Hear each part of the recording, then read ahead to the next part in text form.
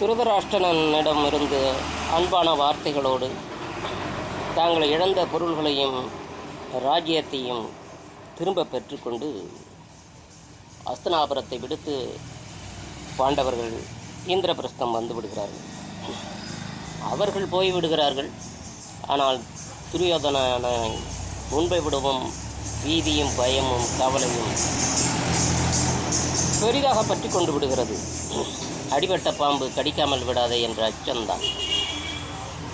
அவனிடம் சகுனி கூறுகிறான், अब तुम देखना धनुधीर अर्जुनन और महाबली भीम द्रौपदी के अवमान का बदला जरूर लेंगे. வில்லாளன் அர்ஜுனனும் மகாபலி பீமனும் திரௌபதி பட்ட அவமானத்திற்கு பழிவாங்குதலை நிச்சயமாக செய்வார்கள். அப் கியா கரேங்க மாமா, அப்போ என்ன செய்யலாம் இப்போது அப்படின்னு கேட்கிற துரியோதனனுக்கு இப்போவும் திரும்பவும் ஒரு முறை சூதாட அவர்களை அழைத்து விட்டால் எப்படியும் அவர்களை நாம் காட்டிற்கு அனுப்பிவிடலாம். உன்னுடைய பயம் கொள்வதற்கு அவசியம் இருக்காது. இது எப்படி மாமா, அவர்கள் சம்மதிப்பார்களா? ஏன் சம்மதிக்க மாட்டார்கள்? உன் தந்தை மீது தருமனுக்கு எப்போதுமே மரியாதை அதிகம். அவர் சொல்லுகிற எந்த ஒரு சொல்லையும் அவன் புறக்கணிக்க மாட்டான். அதை பயன்படுத்தி நீ அவர்களை திரும்பவும் சூதாடுவதற்கு அனுமதியை மட்டும் பெற்றுவிடு. மற்ற காரியங்களை நான் பார்த்து கொள்ளுகிறேன் என்று சகுனி உத்தரவாதம் அளிக்கிறான். என்ன காரணம் கூறி அவர்களை வரச் சொல்லுவது மாமா? ஆம், அதுவும் அவசியம்தான். முன்பு போல நாம் தேசத்தையோ ராஜ்யத்தையோ பணயமாக வைத்து ஆடப்போவதில்லை. ஆடுவோம். தருமன் தோற்றால் பாண்டவர்கள் பாஞ்சாலியும் 12 ஆண்டுகள் வனவாசம் செல்ல வேண்டியதாகவும் ஓராண்டு அஞ்ஞாத வாசம் இருக்க வேண்டும் என்றும் ஒரு நியதியை வைத்து விளையாடுவோம். தருமன் தோற்றுவிட்டால் அவன் காடு ஏகி விடுவான். நீ கவலை இல்லாமல் இருக்கலாம் துரியோதனா என்று கூறுகிறான். இது மிக சிறந்த யோசனை மாமா, இப்படியே செய்து விடலாம் என்று தந்தையிடம் போய் பழையபடியே மன்றாடுகிறான். அப்பா, நான் அவர்களை மிகவும் அவமதித்து விட்டேன். ஆனாலும் அது காரணமாக அவர்கள் என்னை பழிவாங்காமல் விடமாட்டார்கள். அதிலிருந்து காத்தக்கூடிய வாய்ப்பு இப்போது உங்களிடம்தான் இருக்கிறது. என்னடா செய்யணும் என்று கேட்கிற தந்தையிடம், பாண்டவர்களை மீண்டும் சூதாட அழையுங்கள். இந்த முறை அவர்களுடைய ராஜ்யத்தையோ பொருளையோ சொத்தையோ நாம் பணயமாக வைக்க தேவையில்லை. ஆகையினால் அவங்களுக்கு 12 ஆண்டு வனவாசம் தான் கிடைக்க போகுது. அது ஒரு பெரிய தண்டனை கிடையாது. அதற்கு அவர்களும் சம்மதிப்பார்கள். நீங்கள் அதுக்கு ஏற்பாடு செய்யுங்கள் என்று சொல்லும்போது விதுரர் இதை மறுக்கிறார். குருவம்சக்கே வினாஷ்கே அப் கோயி நகி பச்சா பாயகா. குருவம்சத்தினுடைய அழிவுக்கிலிருந்து அதை காப்பாற்ற இப்போது வேறு யாருமே இல்லாதவர்களாகிவிட்டார்கள். இப்படி கூறுகிறார் விதுரர். विदुरரை பார்த்து, तुम सदैव उनके हित की बात करते हैं विदुर. धृतराष्ट्र ने क्रोध में भरकर कहा, अच्छा है तुम भी उनके साथ चले जाओ. விதுரா, நீ எப்போதுமே அவர்களுடைய நன்மைக்கே பேசி வருகிறாய். உனக்கு விருப்பம் என்றால் அவர்கள் வனவாசம் செல்லும்போது நீயும் சேர்ந்து சென்றுவிடு என்று கோபத்திலே கோரிக்கிறார். அதுபோலவே பாண்டவர்கள் வருகிறார்கள். சூதாட்டம் திரும்பவும் நடக்கிறது. வழக்கம் போல தர்மர் தோற்கிறார். 12 ஆண்டுகள் வனவாசம் இருப்பதாகவும் ஓராண்டு அஞ்ஞாத வாசம் இருப்பதாகவும் ஒப்புக்கொண்டு அவர்கள் வெளியேறி விடுகிறார்கள். அவர்களுடன் விதுரரும் சென்று விடுகிறார்.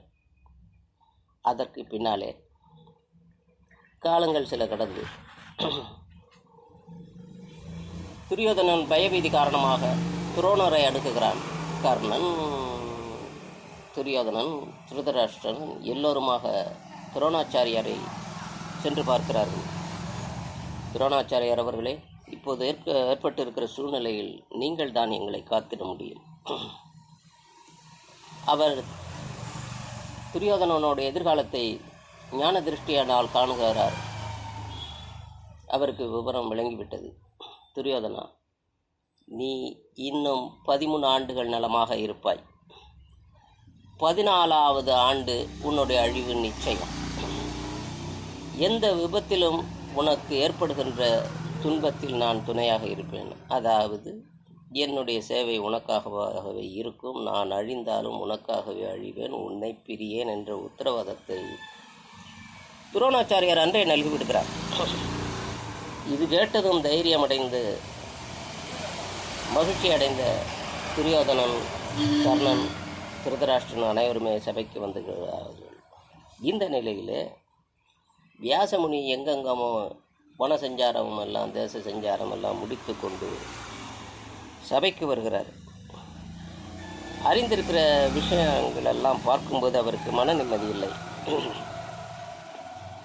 இவையெல்லாம் ஏன் இப்படி நடக்கின்றன என்றெல்லாம் அவர் வேதனைப்படுகிறார். ஏனென்றால் அவரும் அந்த தேசத்தினுடைய ஒரு முக்கியமான காரணகர்த்தா அல்லவா. திருதராஷ்டிரனுக்கு சில அறிவுரை சொல்லுகிறார்.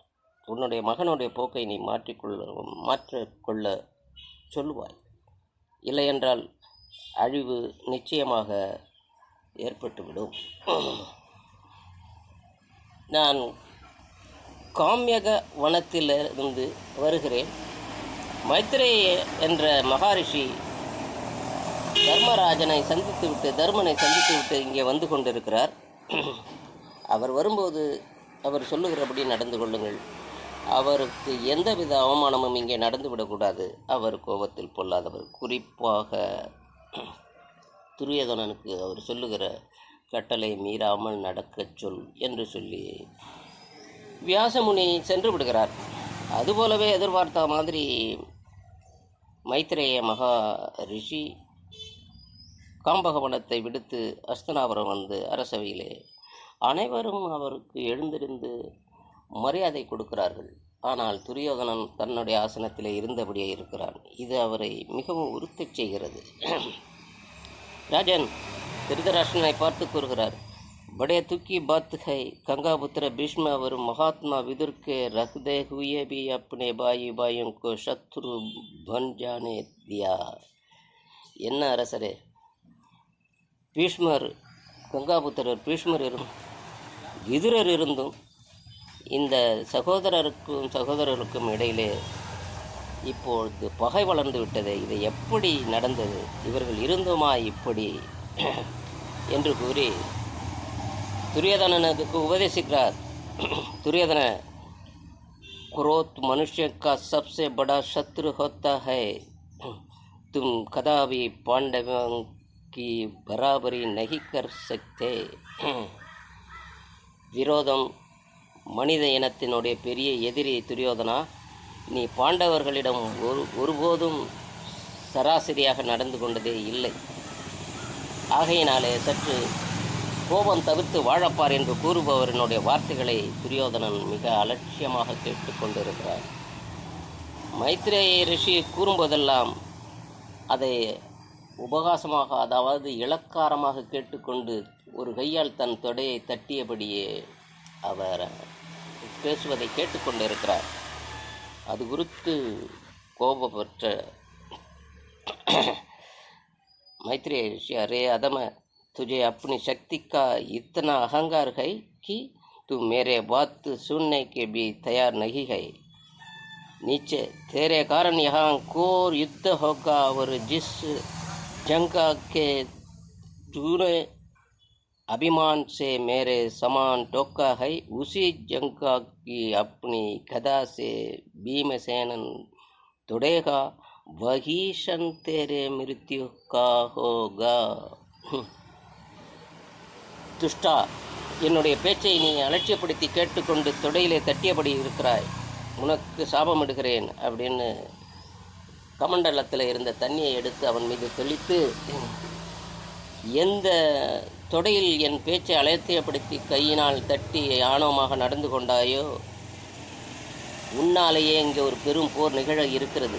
அந்த போரில் அந்த தொடையில் பீமசேனன் தன்னுடைய கதையால் அடிக்கும்போது அந்த க்ஷணமே உன்னுடைய உயிர் பிரியும் என்பதை அறிந்து கொள் என்று சாபம் விட்டு சென்று விடுகிறார்.